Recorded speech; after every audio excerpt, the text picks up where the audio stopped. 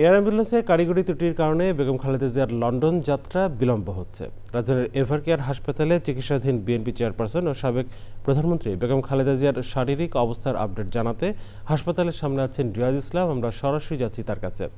রিয়াজ, বেগম খালেদা জিয়ার লন্ডন যাত্রা, তার অবস্থা ও চিকিৎসা কার্যক্রম নিয়ে আপডেট তথ্য আমাদের জানান।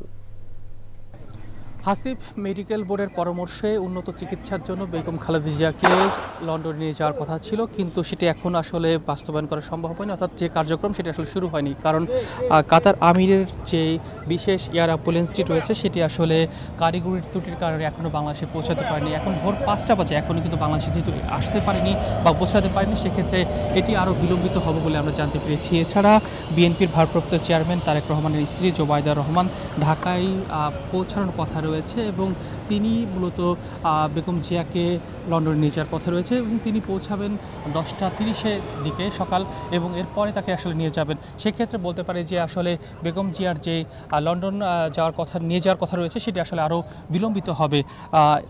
বর্তমানে যদি আমি বেগম জিয়ার শারীরিক কন্ডিশনের কথা বলি, সেক্ষেত্রে বলতে পারি সে আগের মতো রয়েছে। অর্থাৎ 27 তারিখ থেকে যিনি সিসিইউতে ভর্তি রয়েছেন সেখানে এখনও কিন্তু আসলে ভর্তি রয়েছেন।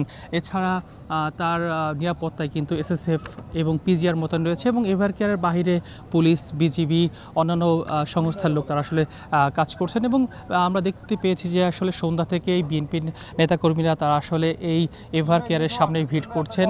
এর আগে গতকাল বিকেলে কিন্তু আসলে মহড়া চালিয়েছিল বিমান বাহিনী এবং সেনাবাহিনী, এবং আমরা যতটুকু জানতে পেরেছি এখান থেকেই মূলত হেলিকপ্টার যোগে হযরত শাহজালাল আন্তর্জাতিক বিমানবন্দরে নিয়ে যাওয়া হবে।